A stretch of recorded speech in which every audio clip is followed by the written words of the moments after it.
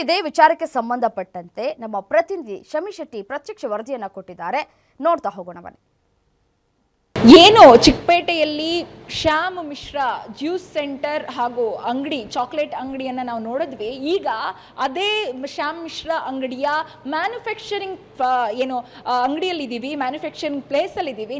ನಾನು ನಿಮಗೆ manufacturing place ಇಲ್ಲಿ ಯಾವ ರೀತಿಯಾಗಿದೆ ಅಂತ ತೋರಿಸ್ತಾ ಹೋಗ್ತೀನಿ. ಯಾಕಂತಂದರೆ ಅಂಗಡಿಯಲ್ಲೇ ಎಕ್ಸ್ಪೈರಿ ಡೇಟನ್ನು ಮಾರ್ತಾ ಇದ್ದಾರೆ ಅಂತಂದರೆ ಇಲ್ಲಿ ಮ್ಯಾನುಫ್ಯಾಕ್ಚರಿಂಗ್ ಅಂಗಡಿ ಯಾವ ರೀತಿಯಾಗಿರ್ಬೋದು ಅನ್ನುವಂತಹ ಕುತೂಹಲ ನಿಮ್ಗಿರ್ಬೋದು.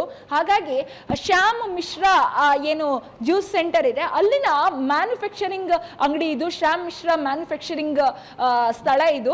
ನೀವು ನೋಡ್ತಾ ಇರ್ಬೋದು ಪಾತ್ರೆಗಳನ್ನ ಯಾವ ರೀತಿಯಾಗಿ ಇಟ್ಟಿದ್ದಾರೆ. ಹಾಗೇನೆ ಇಲ್ಲಿ ಜ್ಯೂಸ್ ಮಾಡುವ ಸ್ಥಳದ ಕ್ಲೀನ್ನೆಸ್ ಅನ್ನ ನೀವು ನೋಡ್ಬೋದು. ಯಾಕಂತಂದ್ರೆ ಪ್ರತಿದಿನ ಮಕ್ಕಳ ಜೊತೆಗೆ ಹೋಗಿ ಚಾಕ್ಲೇಟ್ ಅನ್ನ ಕೊಡಿಸ್ತೀವಿ ಶ್ಯಾಮ್ ಮಿಶ್ರಾ ಅಂಗಡಿ ಅಥವಾ ಇಂಥದ್ದೇ ಸಾಕಷ್ಟು ಅಂಗಡಿಗಳಲ್ಲಿ ಜ್ಯೂಸ್ ನ ಕುಡಿತಾ ಇರ್ತೀವಿ. ಅಂತಹ ಸಂದರ್ಭದಲ್ಲಿ ನಾವು ಏನನ್ನ ಕುಡಿತಾ ಇದ್ದೀವಿ, ನಿಜಕ್ಕೂ ಜ್ಯೂಸ್ ಕುಡಿತಾ ಇದ್ದೀವಾ ಅಥವಾ ನಮ್ಮ ಆರೋಗ್ಯವನ್ನ ಸಾಯಿಸುವಂತಹ ಅಥವಾ ನಮ್ಮ ಆರೋಗ್ಯವನ್ನ ಕಿತ್ಕೊಳ್ಳುವಂತಹ ಏನು ವಿಷವನ್ನ ಕುಡಿತಾ ಇದೀವಾ ಅನ್ನುವಂತಹ ಪ್ರಶ್ನೆ ಮೂಡಬಹುದು. ಯಾಕಂತಂದ್ರೆ ನಾನು ಇವಾಗ ಮ್ಯಾನುಫ್ಯಾಕ್ಚರಿಂಗ್ ಅಂಗಡಿಯಲ್ಲೇ ಇದ್ದೀನಿ. ಅಂಗಡಿಯಲ್ಲಿ ನೋಡಿದ್ರೆ ಸಿಕ್ಕಿದ್ದು ನಮಗೆ ಎಕ್ಸ್ಪೈರಿ ಡೇಟ್ ಆಗಿರುವಂತಹ ಪ್ರಾಡಕ್ಟ್ ಇಲ್ಲಿ ಡಬ್ಬಿಗಳಲ್ಲಿ ಜ್ಯೂಸ್ ಮಾಡಿ ತುಂಬಲಾಗ್ತಾ ಇದೆ. ಜೊತೆಗೆ ಇನ್ನು ಇಲ್ಲಿ ಹಾಲಿನ ಪ್ಯಾಕೆಟ್ಸ್ ಗಳನ್ನ ನೋಡಿದ್ರೆ ದೊಡ್ಡ ಹಾಲನ್ನ ತರಿಸ್ಕೊಂಡಿದ್ದಾರೆ.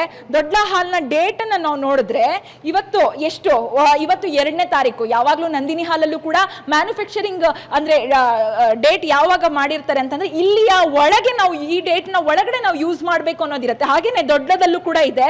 ನೀವು ನೋಡ್ತಾ ಇರ್ಬೋದು 1ನೇ ತಾರೀಕು ಅಂದ್ರೆ ನಿನ್ನೆ ಜುಲೈ 1ರ ಒಳಗೆ ಇದನ್ನ ಯೂಸ್ ಮಾಡಬೇಕು ಅನ್ನುವಂತಹ ಡೇಟ್ ಇದರಲ್ಲಿ ಮೆನ್ಷನ್ ಆಗಿರುವಂತದ್ದು. ಆದ್ರೆ ಈಗಲೂ ಕೂಡ ಈ ಹಾಲಿನ ಏನು ಕಂತೆಗಳು ಇಲ್ಲಿ ಕಾಣಿಸ್ಕೊಂತ ಇರೋದಂಥದ್ದು. ಪ್ರತಿ ಪ್ಯಾಕೆಟ್ಸ್ಗಳು ಸಾಕಷ್ಟು ಪ್ಯಾಕೆಟ್ಸ್ಗಳು ಇಲ್ಲಿ ಇರುವಂತದ್ದು. ಹಾಗಾದ್ರೆ ಇವತ್ತು ಇಲ್ಲಿ ಜ್ಯೂಸ್ ರೆಡಿ ಆದ್ರೆ ಯಾವತ್ತು ಈ ಜನರು ಇದನ್ನ ಯಾವಾಗ ಕುಡಿತಾರೆ?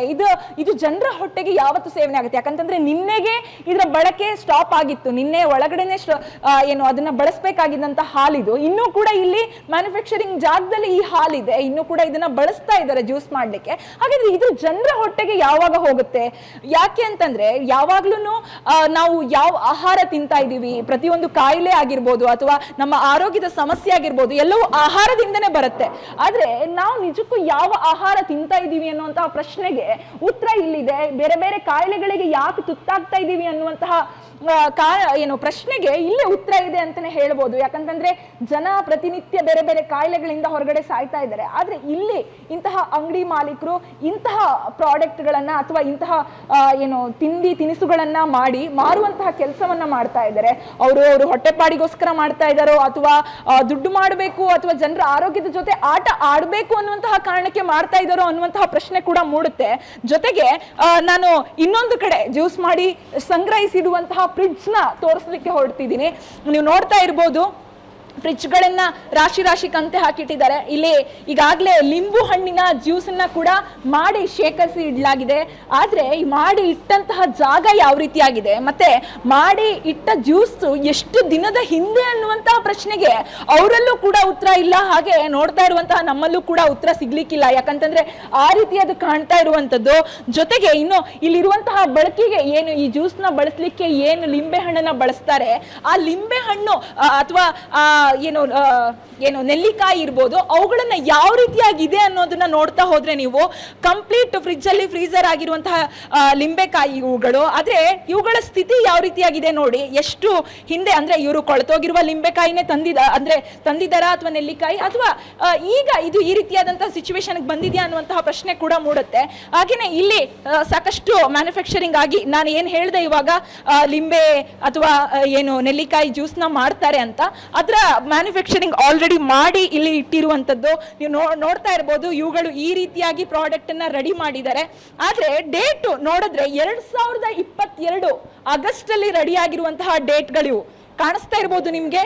2022 ಆಗಸ್ಟ್ ನಲ್ಲಿ ಈ ಡೇಟ್ ಮ್ಯಾನುಫ್ಯಾಕ್ಚರಿಂಗ್ ಆಗಿರುವಂತಹ ಡೇಟು. 1 ವರ್ಷ ಆದ್ರೆ ನೀವು ನೋಡ್ತಾ ಇದ್ದೀರಾ ಇವರೇ ಬರ್ದಿದ್ದಾರೆ 12 ತಿಂಗಳು ಮಾತ್ರ, 12 ತಿಂಗಳ ಒಳಗೆ ಇದನ್ನ ಯೂಸ್ ಮಾಡಬೇಕು ಅನ್ನುವಂತಹ ಬೆಸ್ಟ್ ಬಿಫೋರ್ ಯೂಸ್ 12 ಮಂತ್ ಅಂದ್ರೆ 12 ಮಂತ್ಸ್ ಅನ್ನೋದನ್ನು ಕೂಡ ಮೆನ್ಷನ್ ಮಾಡಲಾಗಿದೆ. ಆದ್ರೆ ಈಗಲೂ ಕೂಡ ಇದು ಇಲ್ಲಿ ಗೋಡನ್ ನಲ್ಲಿ ನಮಗೆ ಸಿಕ್ಕಿರುವಂತದ್ದು.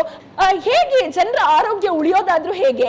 ಇಂತಹ ದುಡ್ಡು ಮಾಡಬೇಕು ಅಂತಹ ಹೊರಡುವಂತಹ ಅಂಗಡಿಗಳಿಗೆ ಉತ್ತರ ಏನು? ಹಾಗಾದ್ರೆ ಫುಡ್ ಇನ್ಸ್ಪೆಕ್ಟರ್ ಅಥವಾ ಫುಡ್ ಸೇಫ್ಟಿ ಕಂಪ್ನಿಗಳು ಏನ್ ಮಾಡ್ತಾ ಇದಾವೆ, ಸರ್ಕಾರ ಏನ್ ಮಾಡ್ತಾ ಇದೆ? ಇವುಗಳಿಗೆ ಪ್ರಶ್ನೆ ಕೊಡ್ಬೇಕಾದ್ರು ಯಾರು? ಅಂಗಡಿ ಮಾಲಕರನ್ನ ಕೇಳಿದ್ರೆ ನಮಗೆ ಗೊತ್ತಿಲ್ಲ, ನಾವು ಊರಿಗೆ ಹೋಗಿದ್ವಿ ಅನ್ನುವಂತಹ ಉಡಾಫೆ ಉತ್ತರವನ್ನ ಕೊಡ್ತಾ ಇದ್ದಾರೆ. ಆದ್ರೆ ಸರ್ಕಾರ ಏನ್ ಮಾಡ್ತಾ ಇದೆ, ಆರೋಗ್ಯ ಇಲಾಖೆ ಏನ್ ಮಾಡ್ತಾ ಇದೆ, ಆಹಾರ ಇಲಾಖೆ ಏನ್ ಮಾಡ್ತಾ ಇದೆ ಅನ್ನುವಂತಹ ಪ್ರಶ್ನೆ ಮೂಡೋದಂತೂ ಹೌದು. ಎಸ್, ಕ್ಯಾಮ್ರಾ ಪರ್ಸನ್ ಲಕ್ಷ್ಮೀಕಾಂತ್ ಜೊತೆ ಶಮ್ಮಿ ಶೆಟ್ಟಿ, ಗ್ಯಾರಂಟಿ ನ್ಯೂಸ್, ಬೆಂಗಳೂರು.